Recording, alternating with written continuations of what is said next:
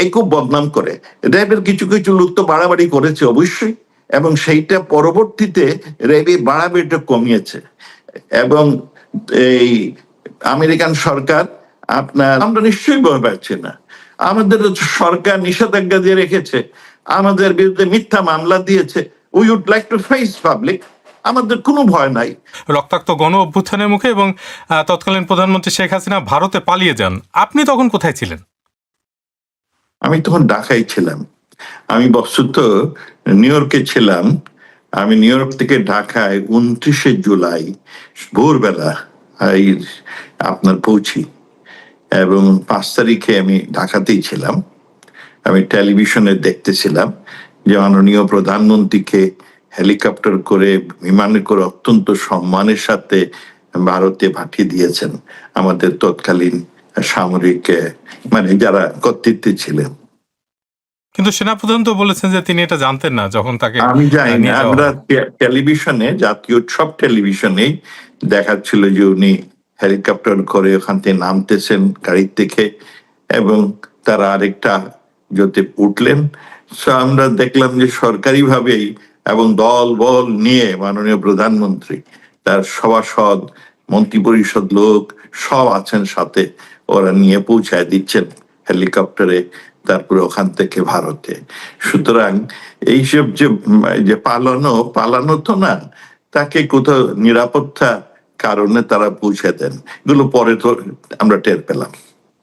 সাবেক আইন উপদেষ্টা আসিফ নজরুল, জি, সাবেক আইন উপদেষ্টা আসিফ নজরুল তিনি একটি এই বিষয়টি নিয়ে কথা বলছিলেন যে তিনি, তার যে বক্তব্য সেটা হচ্ছে যে আসলে সাবেক প্রধানমন্ত্রী শেখ হাসিনা তিনি জানতেন যে আসলে 5ই আগস্টের মতো এরকম একটা পরিস্থিতি হতে পারে, যে কারণে তিনি তার নিকট আত্মীয়দেরকে 5 আগস্টের আগেই বাংলাদেশ থেকে বাইরে চলে যেতে সহায়তা করেছেন, কিন্তু তার নিজের দলের নেতাকর্মীদেরকে আসলে এই বিষয়ে সতর্ক করেননি, বরং তাদেরকে অরক্ষিত রেখে তিনি ভারতে চলে গেছেন। তো আপনাদেরকে কি এই বিষয়ে সতর্ক করা হয়েছিল? মানে আপনি নিজে ঢাকা ছিলেন, আপনাকে কি বলেছিল যে এরকম হতে পারে? কেউ কোনো সতর্ক করেনি। আসিফ নজরুল সাহেব তো অনেক কথাই বলেন। একবার বললেন যে শেখ হাসিনার সরকার 26 লক্ষ ভারতীয়কে চাকরি দিয়ে বাঙালি ছেলে মেয়েদের চাকরি দেয় না। তো ওনার বক্তব্যটা আসা সঠিক না, এটা ওনার ধ্যান ধারণা, হয়তো চিন্তা ভাবনার থেকে উনি বলেন। সময় সময় পরিবর্তন হন, আগামীতে হয়তো পরিবর্তন হবেন না, আমরা কিছুই জানি না। ইনফ্যাক্ট আমি 29 তারিখ ঢাকায় পৌঁছি, তারপরে ওই দিন সন্ধ্যা আমি চেষ্টা করি মাননীয় প্রধানমন্ত্রীর সাথে সাক্ষাৎ। 2-3 দিন আমি চেষ্টা করেছি, কিন্তু সামহাও আমি তো ওনার অফিসারদের পিএস এবং ওদের রিকোয়েস্ট করেছি, আমি কোনো অ্যাপয়েন্টমেন্ট তখন পাইনি। আমি ঢাকাতে, মানে আপনি তো ধরেন একজন সাবেক পররাষ্ট্রমন্ত্রী এবং আওয়ামী লীগের একজন গুরুত্বপূর্ণ এমপি, তারপরে আপনি 2-3 দিন চেষ্টা না করেও সেই সময় এরকম একটা গুরুত্বপূর্ণ সময়ে দেখা না পাওয়ার কারণ কি? প্রথমত আমি প্রাক্তন তখন, হ্যাঁ আপনি জানেন যে আমার, কিন্তু সংসদ সদস্য তো, সিলেট 1 আসনের সংসদ সদস্য ছিলেন আপনি তখন। আর যেটি হলো যে এমনি সময়ও মাননীয় প্রধানমন্ত্রীর অনেক সময় সাক্ষাৎ সহজ না, হ্যাঁ, কারণ অনেক লোকজন ঘুরে বেড়ায়, আর ওই সিকিউরিটির নাম দিয়ে ওনারা একটু বেশি কড়াকড়ি করেন আর কি, সমস্যা আছে। যাই হোক, সেটা বড় কথা না। আমরা ওনাকে টিভিতে দেখতেছি সব দুর্ঘটনা, বাসায় ছিলাম। Until a colonel call me few days later যে sir how are you, we are here to protect you. তখন আমার সহকর্মী যারা ছিলেন, তখন ওনারাও ছিলেন, তখন তারা বললেন স্যার আপনার, তার ঠিকানা পেয়ে গেছে, আপনি এই নাম্বার টেলিফোনটা আমাদের দেন, এইটা আপনি ইউজ করবেন না, আমরা আপনাকে অন্য ফোন দেবো, আর এখান থেকে পালান।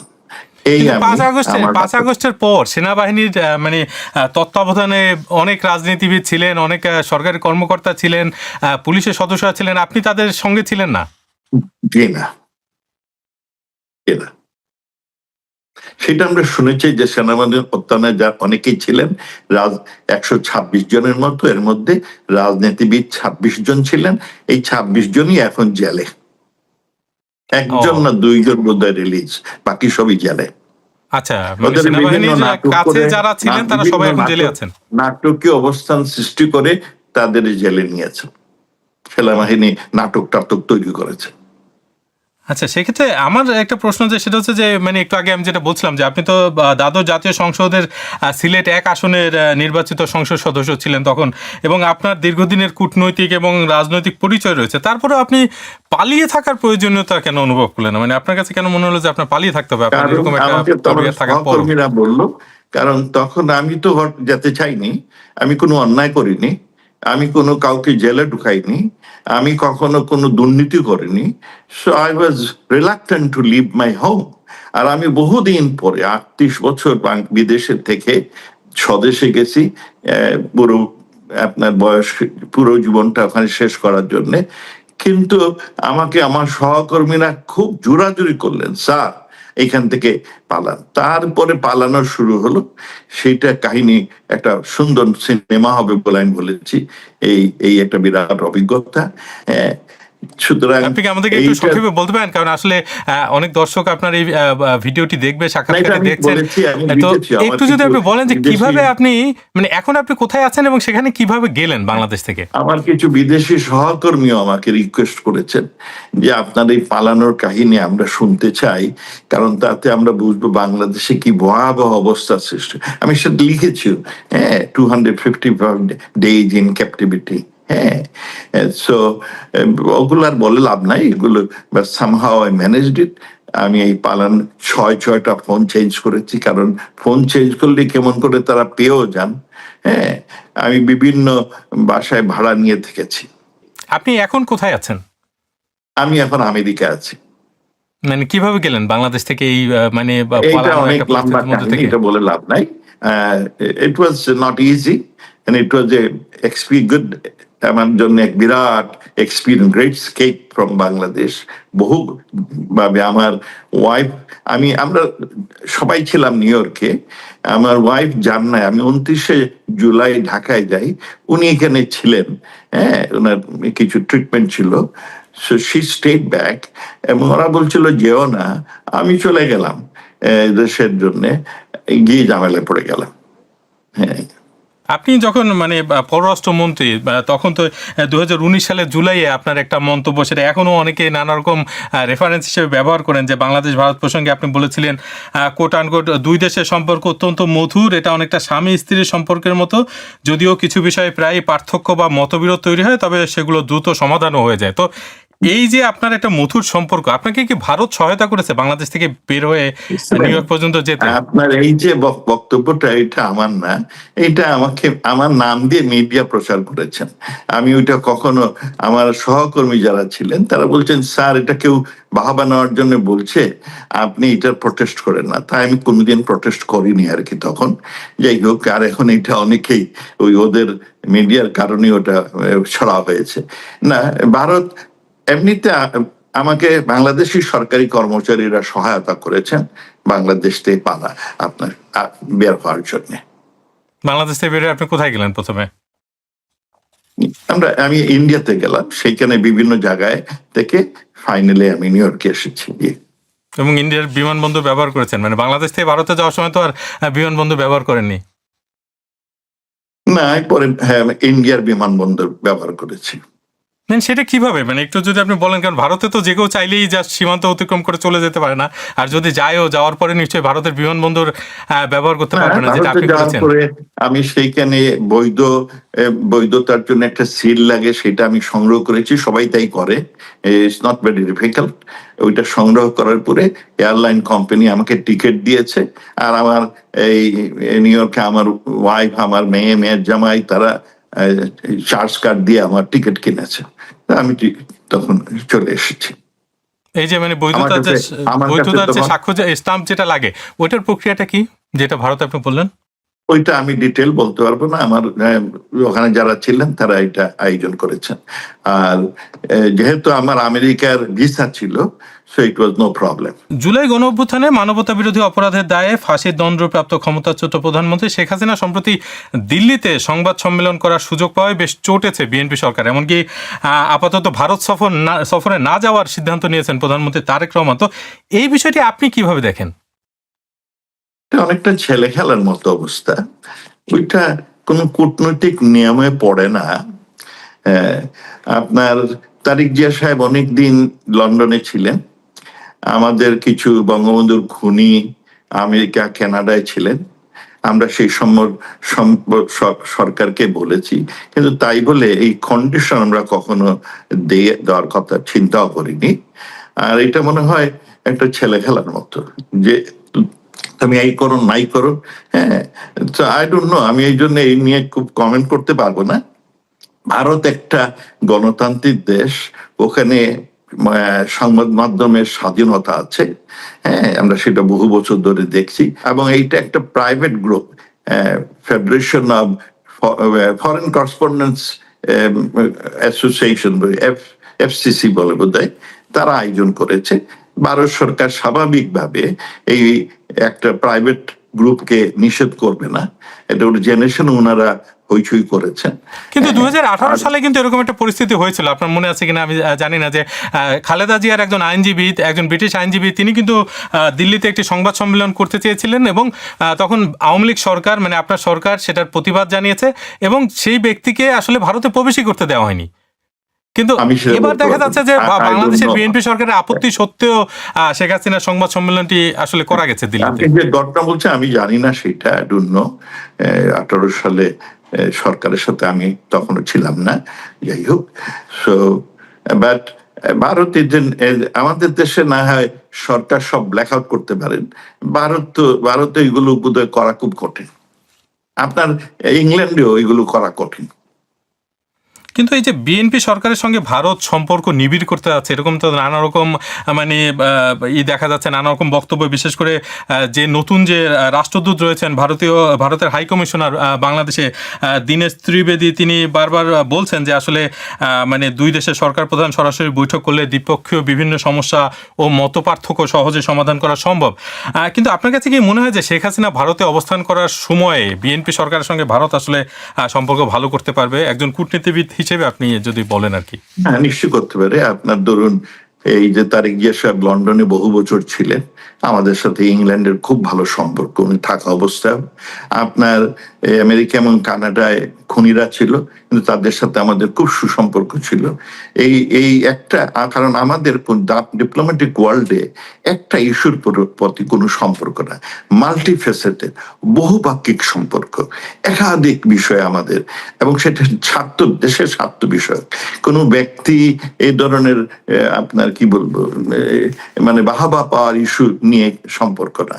সুতরাং এই মানে বরং তারেক জিয়া সরকার তাদের বহুপাক্ষিক কারণে ভারতের সাথে সুসম্পর্ক করা উচিত। ভারত চায় যে তার সকল প্রতিবেশীর সাথে সুসম্পর্ক করা, এবং they are maintaining it relatively pretty good. কারণ একটা ইস্যু দিয়ে কখনো আপনার কূটনীতি হয় না। শেখ হাসিনা নিজেই বলেছেন যে তিনি বাংলাদেশে গিয়ে বিচারের মুখোমুখি হবেন আদালতে, এবং সেটা শোনা যাচ্ছে যে ডিসেম্বরের মধ্যে এমনটা হতে পারে। আপনার কাছে এই বিষয়টা আসলে কতটা বাস্তবসম্মত মনে হচ্ছে, যে শেখ হাসিনা কি আসলে ডিসেম্বরের মধ্যে বাংলাদেশে যাবে, আপনার মনে হয়? উনি আই নো শেখ হাসিনা, উনি যেটা বলেন এটা করেন। She is a very determinant lady. এটা দুই দিক আছে, একটা হচ্ছে অনেক আপনার আশঙ্কা আছে। মনে করেন যে উনি যদি ঢাকায় যান, তো একদল এক পায়ে দাঁড়িয়ে ওনাকে মারার জন্য, আপনার সেই যে জামাতের উগ্রপন্থী কিছু, এনসিপির কিছু ছেলেবেলা যারা বিদেশিদের টাকা ঘুষ খেয়েছিল, তারা সন্ত্রাসী, তারা। কিন্তু আপনি যে দাবি করছেন, এই দাবির পক্ষে আপনার কোনো প্রমাণ আছে? মানে আপনার কেন মনে হচ্ছে যে তারা? এটা আমার মনে হয় কারণ তারা বক্তব্য প্রায় সেটাই বলে যে আমরা আসলেই তাকে মেরে ফেলবো। তারপরে তারা পাকিস্তানের যে বিভিন্ন গুপ্তচর বাহিনী, তারাও মারতে পারে। শেখ হাসিনা একদম মারার জন্য চেষ্টা করবেন। মারলে পরে তারেক রহমান সরকারের সুবিধা অসুবিধা দুটাই। তারেক রহমান মরে গেলে তো গেল, শুধু সহ্য করতে পারেন। আমার এক সহকর্মী এখানে ছিলেন, আমি ওনার পাশের রুমে কাজ করতাম হার্ভার্ড ইউনিভার্সিটিতে। তিনি ছিলেন আপনার ফিলিপিনের অপোজিশন লিডার, সিনেটর আপনার নিনয়। উনি একদিন আমাকে বললেন যে আমি দেশে চলে যাচ্ছি। তাই বললাম কেন? তোমাকে তো গেলে ধরে ফেলবে, বললো যেন আমার লোকজন আমাকে প্রায় রিকোয়েস্ট করে দেশে চলে। তখন উনি ফিলিপিনে চলে গেলেন। ফিলিপিনে যাওয়ার পরে এয়ারপোর্টে ওনাকে গুলি করে মেরে ফেলে। তারপরে ওই দেশে এমন আন্দোলন দানা বেঁধে ওঠে যে মার্কোসের মতো শক্তিশালী আপনার ডিক্টেটর তাকেও তার পতন হয়, এবং তখন নিনোয়ের বউ করাইজন অকিনো সেইখানে রাষ্ট্রপতি হন। তো এইটা একটা দিক। সুতরাং আপনার তারেক জিয়া রহমান সরকার শেখ হাসিনাকে জীবিত রাখতে চাইবেন, কারণ নতুবা কি সমস্যা হয়, এটা বিরাট সমস্যা হইতে পারে। আরেকটি হচ্ছে যে সরকারের জন্য এটা কঠিন হয়েছে। সরকার চাইবে যে তাকে জেলে নিয়ে তাদের বিচারের কাঠগড়ায় দাঁড় করাবে, তো এগুলো তো লম্বা ইস্যু। তো সেই জন্য আমার মনে হয় শেখ হাসিনার এই ডিসিশনের ফলে তারেক জিয়া সরকারের গুম হারান, কারণ তারা বেশ কষ্টে প্রটেক্ট করেন, তাহলে আপনার কিছুদিন দেশে থাকলে আন্দোলন দানা বেঁধে আসবে। আর যদি প্রটেক্ট না করেন, মেরে ফেলেন, তাহলে কিন্তু তাৎক্ষণিক আন্দোলন হয়ে বদনাম নিয়ে ওনার সরকারের হয়তো শেষ। আমরা চাই উনি অনেকদিন থাকুক, সরকারে থাকুক, তিনি যেভাবে একটা পাতানো নির্বাচনে এসেছেন, but let us see how he does things. আমাদের ওনার প্রতি কোনো আক্রোশ নাই। আর আপনি যেটা বলছিলেন প্রথম, ভারত সরকার উনি যখন আসলেন তাকে খুব ক্যাজুয়াল করলো, খুব সম্মান দিয়েছে। ওনার মা যখন মারা গেল, ভারত সরকারের পররাষ্ট্রমন্ত্রী এসে ওনাকে আপনার সমবেদনা জানালেন। তারা উদ্দেশ্য ছিল তারা বাংলাদেশের সাথে সুসম্পর্ক বজায় রাখতে চায় এবং সবার সাথে। কিন্তু আমাদের দেশে কিছু উগ্রপন্থী তখন আপনার দাবি তুললেন যে ভারতের 7 সিস্টার প্লাস আরো 3টা প্রদেশ, 10টা প্রদেশ দখল করে ইসলামিক খালিফাইট করবেন। ওনাদের কিন্তু প্রচারণা এখন। এই দাবিটা কে করেছে? আপনি যে এটা যে বললেন, এই দাবিটা কে করেছে? মানে এই তথ্যগুলো আপনি আসলে কোথা থেকে পান? আমরা সোশ্যাল মিডিয়াতে দেখছি, প্রত্যেকদিন সোশ্যাল মিডিয়াতে তো প্রচুর ফেক নিউজ ছড়ায়। মানে আপনি কি কোনো অথেন্টিক কোনো সোর্স থেকে পান এগুলো, এই ধরনের কথা? এগুলো বিভিন্ন সোর্স থেকে আমরা পাই, এবং অথেন্টিক সোর্সও অনেকগুলো। আমার এই জায়গায় আসলে আরেকটা প্রশ্ন আছে আপনার, সেটা হচ্ছে শেখ হাসিনা যদি সিদ্ধান্ত নেন যে ডিসেম্বরে ফিরে যাবেন, আপনিও কি তার সঙ্গে যুক্ত হবেন? আপনিও কি ডিসেম্বরে ফিরবেন? শেখ হাসিনা যদি দেশে ফিরে আসেন আর তার যদি মৃত্যু হয়, তাহলে তিনি তো আপনার অমরত্ব লাভ করে ফেলবেন। আর ভারতে যদি ওনার মৃত্যু, আমাদের প্রত্যেকের মৃত্যু হবে, আর ওনারও বয়স হয়েছে, মৃত্যু তো হবে একদিন। বিদেশে মাটিতে মৃত্যু হলে এক ধরনের, স্বদেশের মাটিতে মৃত্যু হলে অনেক অনেক আপনার অমরত্ব লাভ করার সম্ভাবনা আছে। সুতরাং শিখেন গো।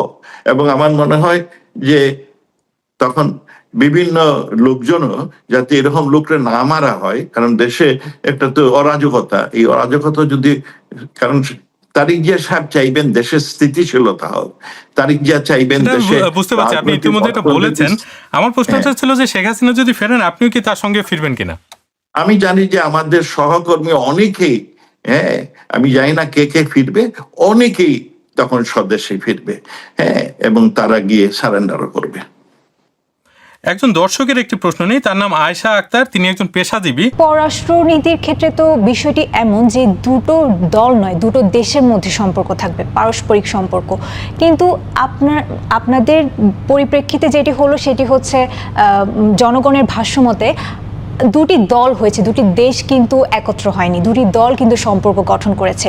এই বিষয়টি কেন হয়েছে, বা কেন আপনাদের দিক থেকে এই বিষয়টি কেন দৃশ্যমান হলো? জি না, এটা একেবারে অবান্তর চিন্তা ভাবনা। আমরা দেশের সাথে আমরা যতগুলো সম্পর্ক, কারণ বাংলাদেশের জিও স্ট্র্যাটেজিক পজিশনটা খুব ইম্পর্টেন্ট।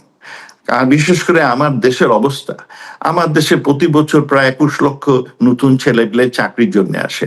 আমার একমাত্র প্রোডাক্ট হচ্ছে গিয়ে গার্মেন্ট। আমি চাই আমার গার্মেন্ট দুনিয়ার সব দেশে বিক্রি হবে। আমি চাই আমার ছেলেপুলে বিদেশে গিয়ে আয় করবে, রেমিটেন্স পাঠাবে। সেই জন্য আমরা সবার সাথে সুসম্পর্কে রয়েছি। ভারত বাংলাদেশের সম্পর্ক দুই দেশের মধ্যে আমরা যতগুলো ভারতের সাথে সম্পর্ক করেছি, আমি থাকতে যেমন ধরুন আপনার আমরা এই নদী, বিরাট সমুদ্র সীমা পেলাম, আমরা সেইটা আলোচনার মাধ্যমে, বিভিন্ন আইনের মাধ্যমে পেয়েছি। আমরা যে বিভিন্ন এনক্লেভ ছিল ভারতের সাথে, সেটা সুসম্পর্ক করে এইগুলার আপনার নিশ্চয়তা দিয়েছি। আমরা কখনো ভারতকে অতিরিক্ত কোনো সুযোগ সুবিধা দেইনি, ভারত চাইলেও আমরা সেইটা গ্রহণ করিনি। কারণ দুই দেশের নিজেদের আপনার কি বলে স্বার্থটা দেখেছে, কোন দলের জন্য। কিন্তু সাবেক পররাষ্ট্র উপদেষ্টা তৌহিদ হোসেন কিন্তু বলছেন যে আদানির সঙ্গে যে বিদ্যুৎ চুক্তি করা হয়েছে সেটা একটা অসম চুক্তি বাংলাদেশ করেছিল। আপনি যারা বিদ্যুতের সাথে সম্পর্কিত, আমি যেটা শুনেছি তাদের কাছ থেকে, আমি তার সাথে আমি শুনেছি যে বাংলাদেশে বিদ্যুৎ তৈরি করতে যে ধরনের ইনভেস্টমেন্ট দরকার সেই ধরনের তখন ছিল না, এবং ইনভেস্টর আসলে পরে শুধু সে যে ইনভেস্ট করলো এমন না, তার কাছ থেকে যদি কিনতে হয় অনেক টাকায় কিনতে হয়। সেই দিক থেকে বড় আদানি কোম্পানি তারা সস্তা এবং সহজে দিয়েছে। দেখা যাচ্ছে যে তিস্তা চুক্তি নিয়ে আপনারা এত চেষ্টা করার পর তিস্তা চুক্তি করা সম্ভব হয়নি। আপনার এগ্রিকালচার সেক্টরে আমরা কয়েক গুণ, 4-5 গুণ আমরা এগ্রিকালচার প্রোডাক্ট বৃদ্ধি করেছি। একটা বড় কারণ হচ্ছে আমরা সেচনের ব্যবস্থা করতে পেরেছি। তিস্তা চুক্তি কেন করা গেল না আপনার কাছে কি মনে হয়? আপনারা তো চেষ্টা করেছেন এবং ভারতের সঙ্গে তো আপনাদের খুবই সুসম্পর্ক, সেটা তো মানে সবাই মনে করে। আসলে কোনটা? তিস্তা চুক্তি। আমরা ভারতের সাথে গঙ্গা চুক্তি করেছি, তিস্তার ইস্যুটা আমি জানি না, এটা কখনো আমার পররাষ্ট্র মন্ত্রণালয় আমার কাছে আসছে বলে আমি মনে করি না, আমার মনে হয় না। কিন্তু এই একটা বিষয় আসলে যে মানে আপনারা যখন এটা নিয়ে আলাপ করতে পারেন, বাট আই হ্যাভ নো। আর এইগুলো শুনেন, এই সরকার থাকলে যে হয় না, এইগুলো আমাদের দেশে একটা ব্যুরোক্রেটিক সিস্টেম আছে, তার মাধ্যমে এইগুলো এজেন্ডা গুলো আসে এবং ওইগুলো নিয়েই আমরা যেটা ফ্যাসিলিটেট করি, জয়েন্ট ডিমান্ড কমিশনের মিটিংটা আমরা হয়তো আয়োজন করার চেষ্টা করি, but when the technical people meets, they find out the priorities, কোনটা তারা কি করবে না করবে। আচ্ছা, এই যে বিষয়টা মানে অনেকে বাংলাদেশে তো এরকম একটা মানে ধারণা তৈরি হয়ে আছে যে ভারতের সঙ্গে আওয়ামী লীগের সম্পর্ক খুবই ভালো, এবং বিশেষ করে যখন আওয়ামী লীগ সরকার ক্ষমতায় ছিল তখন আন্তর্জাতিক স্তরে বিষয়টা কি আপনার কখনো মনে হয়েছে, আপনি যখন পররাষ্ট্রমন্ত্রী ছিলেন, যে আসলে এই যে ভারতের সঙ্গে আপনাদের যে সম্পর্ক, এই সম্পর্কের কারণে পশ্চিমা বিভিন্ন দেশের সঙ্গে আসলে আপনাদের সম্পর্কটা সেরকম ঠিকঠাকভাবে রাখা যায়নি, বিশেষ করে গুম, বিচার বহির্ভূত হত্যাকাণ্ড, মানবাধিকার লঙ্ঘনের মতো ইস্যুগুলোতে পশ্চিমা দেশগুলো যে একটা মানে অস্বস্তি বা একটা উদ্বেগ জানিয়েছিল, সেই উদ্বেগ আসলে আপনারা শেষ পর্যন্ত নিরসন করতে পারেননি। উদ্বেগ জানায়নি। আপনার এই যে গুম, এগুলোর তো ঘটনা বায়ান আমরা এখন বানোয়ার তথ্য শুনছি। কিন্তু মার্কিন যুক্তরাষ্ট্র তো মানে আপনাদের সময় একটা নিষেধাজ্ঞা দিয়েছিল র্যাবের উপরে। সময় মার্কিন যুক্তরাষ্ট্র না, ইউএন এর অর্গানাইজেশন কিছু রিপোর্ট আমাদের সর্বমোট 79 জন গুম হয়েছে বলে বলেছিলেন। তখন আমি মার্কিন রাষ্ট্রদূতের সাথে আলাপ করেছিলাম। মার্কিন রাষ্ট্রদূত তখন বিশেষ করে 2 জনের গুম নিয়ে দেশে হইচই শুরু হয়। এক হলো ফরহাদ মাজহার, যে আপনার ফরিদার স্বামী, যিনি পরে অ্যাডভাইজার ছিলেন, তার গুম নিয়ে, কারণ উনি আওয়ামী লীগ ঘরানার লোক ওনাকে খুব পছন্দ করে। আর আরেকজন হচ্ছেন গিয়ে আমাদের এই এনার্জি স্টেট মিনিস্টার সাহেবের আপনার একটা ফ্যাক্টরিতে চাকরি করতেন, রিজওয়ানা হাসান, সৈয়দ রিজওয়ানা হাসানের বর। এই 2 জন যখন গুম হলেন, আমরা পররাষ্ট্র মন্ত্রণালয় খুব দুশ্চিন্তায় পড়লাম, কারণ সারা সরকার এটাতে হুমড়ি খেয়ে ফেলে। আমরা সর্বমোট একটা লিস্ট পেয়েছিলাম আপনার ইউএন রিপোর্টের কাছ থেকে 79। এর মধ্যে 35 জন দেখা যায় তারা নিজের বাড়িতেই আছে, কোনো এক সময় হয়তো তারা নিখোঁজ হয়েছিল। কিন্তু এগুলো প্রচারণাটা খুব বাড়িয়েছেন ইউনূস সরকার আর আপনার এই আপনার এরা প্রচারণা করেছেন সরকারকে ডাউন করার জন্য। এইগুলো সত্যতা নাই। বাংলাদেশে এত গুমটুম কখনো হয়নি, এবং 1-2 জন হলে আমরা সবাই জানি কে হয়েছে। এই যে বললাম 2 ফরহাদ মাহা, আমরা এরপরে দেখলাম যে 2 জনই জীবিত হয়ে আসছেন। হ্যাঁ, সো ওগুলোর বয়ানটা একটু বেশি। কিন্তু এখন তো বিভিন্ন স্থানে গোপন কারাগার খুঁজে পাওয়া যাচ্ছে, র‍্যাব সহ বিভিন্ন নিরাপত্তা বাহিনীর বিভিন্ন কার্যালয় নিচে পাশে। এবং তার আগেও আমি সরকারের সাথে কাজ করেছি। কোনোদিন কেউ বাংলাদেশের কোনো সরকারি কর্মচারী, বেসরকারি লোক কেউ কোনোদিন আয়নাগরের কথা বলেননি। এইটা ইউনূস সাহেবের তৈরি, আর কিছু আমাদের এনজিও এবং সুশীল সমাজ এটা তৈরি করেছেন। আয়নাগরের কোনো পাত্তা নাই। এগুলো একেবারে, এগুলোর জন্য যদি কিছু হয় তারা আর্মিকে বলতে পারেন, কারণ আর্মির ওখানে মধ্যে তারা ইন্টিগ্রেশন খুদু সেলটেল তাকে প্রত্যেক দেশেরই আছে। হ্যাঁ, but we never knew about Aynaghor. এগুলো সব বানোয়াট। আমার প্রশ্নটা এটাই ছিল যে আওয়ামী লীগ সরকার যখন ক্ষমতায় তখন র্যাবের উপরে নিষেধাজ্ঞা আরোপ করে মার্কিন যুক্তরাষ্ট্র, এবং এই যে 5ই আগস্ট কেন্দ্রিক যখন যে এই গণ অভ্যুত্থান, সে সময় জাতিসংঘের মানবাধিকার কার্যালয় থেকেও নানা রকমের বক্তব্য এসেছে যে সেনাবাহিনী যাতে তাদের উপরে কোনো রকম ই না করে। আপনার আপনার র্যাবটা তৈরি হয় আপনার খালেদা জিয়ার সময়, তারপরে র্যাব আপনার বহু লোক মেরে ফেলে এবং জনগণ অনেকে খুশি হয় জন্য কিছু সন্ত্রাসীদের ওরা মেরে ফেলে। তারপরে র্যাব এইসব, যেমন আপনার ধরুন 2004-05 এই সময় র্যাব প্রায় হার্ট অ্যাটাকে ইয়াং লোকজনকে মেরে ফেলতো। আমার কাছে তখন 55টা লিস্ট ছিল, 50 জনের লিস্ট ছিল। তৎকালীন যিনি আর্মি চিফ ছিলেন মাসুদ, তো উনি একবার আমাকে বললে, আমি বরং তুমি এই যখন লোক মারতেছো তোমাকে আমরা শুলে চড়াবো। আমার জুনিয়র তাই, তখন সে একটা এই কি নিয়ে নেয়, ইনডেমনিটি নিয়ে নেয়, বলে মোমেন ভাই আমি ইনডেমনিটি নিয়ে আছি, আপনারা আমাকে আর কিছু করতে পারবেন না। যাই হোক, হ্যাঁ, এই খুব বদনাম করে। র্যাবের কিছু কিছু লোক তো বাড়াবাড়ি করেছে অবশ্যই, এবং সেইটা পরবর্তীতে র্যাবে বাড়াবাড়িটা কমিয়েছে। এবং এই আমেরিকান সরকার আপনার 2023 সালে না 23 সালে 22, হ্যাঁ, তখন ওরা বলল যে তারা র্যাবের উপর, তবে আমেরিকা র্যাবের যে রুলস অফ এঙ্গেজমেন্ট, এটা আমেরিকা এবং ব্রিটিশ থেকে তৈরি করা। আমাদের র্যাবরা বললেন যে আমরা যে কাজটা করি আমেরিকার অ্যাডভাইজে করি, তারাই আমাদের ট্রেনিং দিয়েছে। পরবর্তীতে আমেরিকার ট্রেনিংটা বন্ধ করে দেয়, আর র্যাব তখন আর ট্রেনিংটা নেয় নাই। এতেও আমেরিকা একটা অসন্তুষ্ট ছিল, তারপরে তার উপরে স্যাংশনটা দিল একটা ইনস্টিটিউশনে। ধরেন আপনারা ক্ষমতায় আসার আগে থেকে জানেন যে মানে এই র্যাবের মানে বিচার বহির্ভূত হত্যাকাণ্ড ঘটাচ্ছে, এটা তো আপনি নিজেই বললেন যে যখন র্যাব তৈরি হয়েছে তারপর থেকে করেছে, কিন্তু তারপরে আপনারা আওয়ামী লীগ সরকার র্যাবকে এভাবে রেখে দিয়েছিলেন কেন? অত্যাচার করেছে, কিছু তো অন্যায় করেছে অবশ্যই, হ্যাঁ, কিন্তু তারপরে র্যাবকে এভাবে রেখে দেওয়ার কারণ কি ছিল আওয়ামী লীগের? মানে তারপরে আপনারা আওয়ামী লীগ সরকার ক্ষমতা আসার পরও র্যাব এভাবে রেখে দিলেন কেন? মানে র্যাব যে এরকম বিচার বহির্ভূত হত্যাকাণ্ড করে, গুম করে, সেটা তো আগে থেকেই জানা যাচ্ছিল। একটা ফার্স্ট ফোর্স থাকে, বিকজ তাদের অ্যাক্টিভিটিস, তারা ভালো কাজ বেশি করেছে, সেই কারণে হয়তো র্যাবকে সরকার রেখেছেন। আই ক্যানট টেল, কারণ সরকার তো আমি একা না, it is a team work. সরকার হয়তো, আমি যতদিন কিসে ছিলাম, র্যাব নিয়ে কোনো মিটিং হয়নি, র্যাবের উপরে কোনো আলোচনা হয়নি। বাট র্যাবের ভালো দিকটা, মানুষ জনগণ সময় সময় বলতো পুলিশ পাঠাবেন না, র্যাব পাঠান। র্যাব হলো, আমি একটা সিলেটে একটা আপনার লোক মারা যায়, পরে দেখা যায় যে পুলিশের লোক নাকি ওকে মেরে ফেলেছে।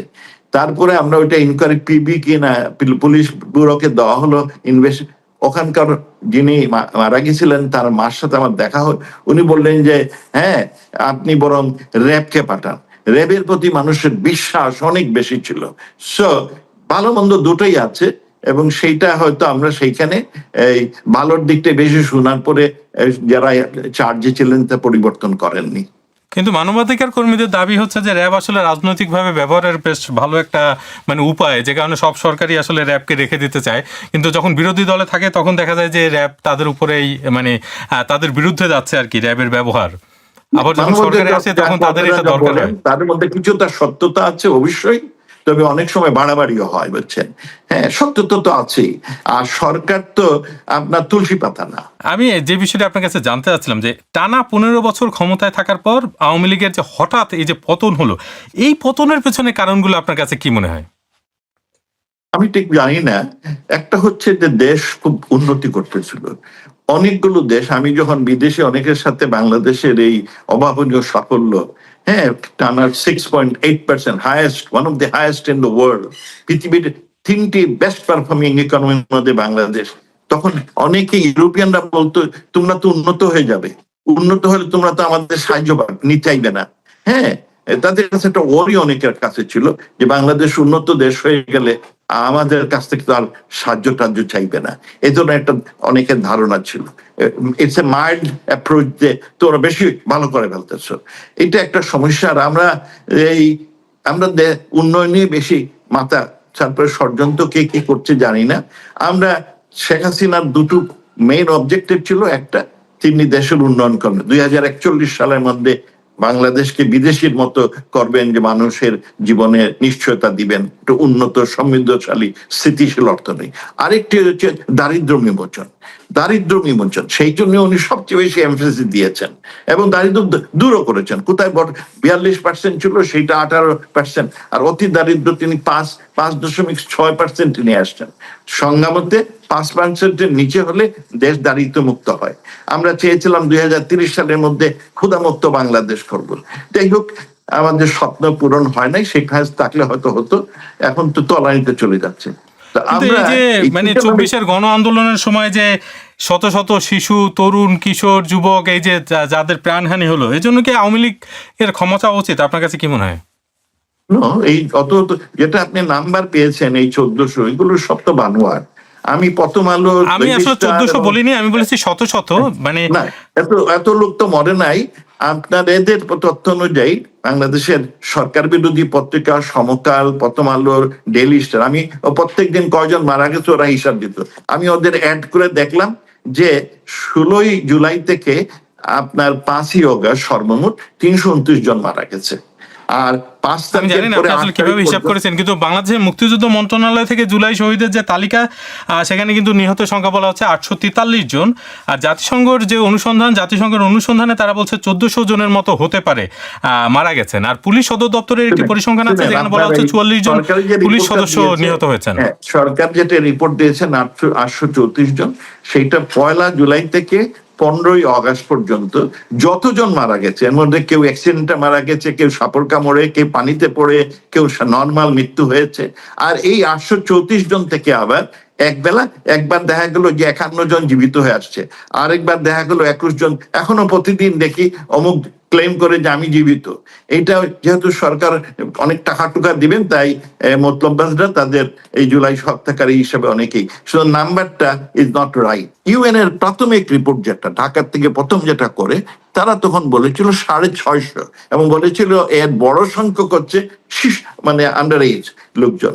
হ্যাঁ, এবং দ্যাট ওয়াজ মোর অ্যাকুরেট। কিন্তু পরবর্তীতে একটা বানোয়াট, আমি ইউএনকে জিজ্ঞেস করেছি, আরেকজনের দর্শকের একটি প্রশ্ন নেই, আমি একজন দর্শকের একটি প্রশ্ন নেই, যে দর্শকের একটি প্রশ্ন নেই, তার নাম হচ্ছে কুমার সপ্তর্ষি রায়, তিনি একজন শিক্ষার্থী। আমার যেটি প্রশ্ন সেটি হচ্ছে 24-এর যে আন্দোলন গিয়েছে, সেই আন্দোলনে যদি আওয়ামী লীগ কিংবা আপনার তেমন কোনো অপরাধ না থেকে থাকে, তাহলে জনগণের সম্মুখে আপনারা আসতে ভয় পাচ্ছেন কেন? কিংবা আপনাদের সম্পর্কে যে রায় হয়েছে আদালতের, সেই রায়কে আপনারা সেই রায়ের কিংবা আইনের মুখোমুখি হচ্ছেন না কেন? যদি আপনাদের সৎ সাহস থেকে থাকে, তাহলে তো সেই আইনের মুখোমুখি হয়ে সেটাকে প্রটেক্ট করা দরকার এবং আদালতের মাধ্যমে আইনের প্রতি শ্রদ্ধাশীল থেকে নির্দোষ প্রমাণিত করা উচিত। এটি আমি মনে করি। এটি আমার প্রশ্ন আপনার কাছে, আইনের মুখোমুখি কেন হচ্ছেন না? আমরা নিশ্চয়ই ভয় পাচ্ছি না। আমাদের সরকার নিষেধাজ্ঞা দিয়ে রেখেছে, আমাদের বিরুদ্ধে মিথ্যা মামলা দিয়েছে। We would like to face public. আমাদের কোনো ভয় নাই। আমরা, কারণ দেশে তো কি করেছেন যে আপনারা মব রাজত্ব করেছেন, তার কারণে লোক তো ওখানে থাকতে পারতেছে না। আমরা এই যে আমাদের বিরুদ্ধে অভিযোগ করা হয়েছে, এইগুলো তো অধিকাংশই বানোয়াট। আমরা এগুলো ফেস করতে চাই, এই বানোয়াট অভিযোগগুলো। এবং যে শিক্ষার্থী বলছেন, I think she has asked a good question. আমরা শোনেন, সরকারের একটা সাংবাদিক দায়িত্ব আছে মানুষের জানমাল নিশ্চিত করা। হ্যাঁ, পুলিশের জন্য নিয়োগ করা হয়েছে। ইট is A responsibility of the government to safeguard the both public as well as private properties and individuals. সেটা সরকার করেছে এবং ন্যায়সঙ্গতভাবে করেছে। সেইখানে যে মারা গেছে অধিকাংশ লোক সরকারি না, বেসরকারি ভাবে হায়ার্ড গুনস দিয়ে মারানো হয়েছে। এটা আমরা বিশ্বাস করি। সুতরাং we are ready to face this music. আমরা এই জন্য একটা ইন্ডিপেন্ডেন্ট কমিশন প্রতিষ্ঠা করেছিলাম। আমরা এখনো দাবি করি there should be re-investigation of all the deaths. যেই আপনার যতগুলো মৃত্যু হয়েছে প্রত্যেকটা বের তুলে তাদের পরীক্ষা করে দরকার কিভাবে ওরা মারা গেল, and then the fact will come out and people will welcome us. আমরা একটা জরিপ করেছিলাম ইউটিউবে। সেখানে প্রশ্ন ছিল যে, প্রিয় দর্শক, আওয়ামী লীগের সাংগঠনিক কার্যক্রমে নিষেধাজ্ঞা আপনি কি সমর্থন করেন? জরিপে অংশ নেওয়াদের মধ্যে 75%ই বলছেন যে তারা এটা সমর্থন করেন। এই বিষয়টা আপনি কিভাবে দেখেন? আমাদের কাছে যে তথ্য আছে, অধিকাংশ লোক মনে করে যে কিসের নাম এই নিষেধাজ্ঞা ঠিক হয় নাই, আর কোন ডেমোক্রেটিক কান্ট্রিতে নিষেধাজ্ঞা ইজ ইররিলেভেন্ট। আপনি এটা তো জুটজার মুলুক হয়ে গেছে বাংলাদেশে। হ্যাঁ, এটা আর্মির ব্যাকিং এ এটা জুর্জার একটা সন্ত্রাসী লোক এটা কাজ করতেছে। আর অবশ্য কিছু বিদেশিরও নাকি এর সাথে, বিদেশিরা তো সবসময় বাহাবা দিবে, দেশের ক্ষতি হলে তারা তো বরং ভালো অবস্থানে থাকবে। আপনি তাদের উপর আওয়ামী লীগের ভবিষ্যৎ আপনার কাছে কি মনে হচ্ছে? আওয়ামী লীগটা হচ্ছে কি, আওয়ামী লীগ হচ্ছে মানুষের অভিব্যক্তির প্রকাশ, মানুষের স্পন্দন। যতদিন দুনিয়াতে মানুষের আশা আকাঙ্ক্ষা থাকবে, আপনার অধিকার আদায়ের সংগ্রাম থাকবে, আওয়ামী লীগ টিকে থাকবে। শুধু আওয়ামী লীগের ভবিষ্যৎ ভালো। দিনে দিনে দেশে যে অন্যায় হচ্ছে, অবিচার হচ্ছে, অর্থনৈতিক মন্দা দেখা দিচ্ছে, দেউলিয়া হয়ে যাচ্ছে, তার ফলে মানুষের মধ্যে অসন্তোষ সৃষ্টি হবে। তখন মানুষ আবার এই তাদের অধিকার আদায়ের জন্য সংগ্রাম, তাতে আওয়ামী লীগ পুনর্জীবিত হবে। সর্বশেষ প্রশ্ন আপনার কাছে, যে বাংলাদেশের 23তম প্রেসিডেন্ট নির্বাচিত হয় মির্জা ফখরুল ইসলাম আলমগীরকে অভিনন্দন জানিয়েছেন আপনি, এটা কি আপনার ব্যক্তিগত অবস্থা নাকি দলীয়? আমার ব্যক্তিত্ব, আমি দলীয় নিয়ে, ফখরুল আমার বন্ধু, আমরা ব্যাচমেট, একসাথে খুব ঘনিষ্ঠ আমরা, সেই তাই তাকে আমরা উই ভেরি হ্যাপি যে সে, এবং সে বেশ কষ্ট করেছে। কিন্তু আপনার এই যে বন্ধু, আপনি যাকে বন্ধু বলছেন, আওয়ামী লীগ যখন ক্ষমতায়, আপনি যখন এমপি, আপনি যখন পররাষ্ট্রমন্ত্রী, তখন আপনার এই বন্ধু 11 বার কারাবরণ করেছেন, 3.5 বছর জেল খেটেছেন, এবং তার বিরুদ্ধে শতাধিক মামলা করা হয়েছে এই আপনার আওয়ামী লীগ সরকারের সময়। তা আপনার বন্ধু তখন আপনি কোথায় ছিলেন আর কি, মানে তখন আপনি আপনার বন্ধুকে সহায়তা করেছেন? আমি তখন সরকারকে বলেছি যে সব রাজনীতিবিদদের বিরুদ্ধে আপনার, কারণ I know him is a good guy, তখন আমাকে বলা হয়েছে না, হচ্ছে হুকুমের আসামি। আমাকে তখন বলা হয়েছে, তাদের কাছে ভিডিও আছে যে ও হুকুম দিয়েছে। So it was, you know, they have their evidence, but I raise my voice. Deutsche ভ্যালিকে এই সাক্ষাৎকার দেয়, আপনাকে অসংখ্য ধন্যবাদ।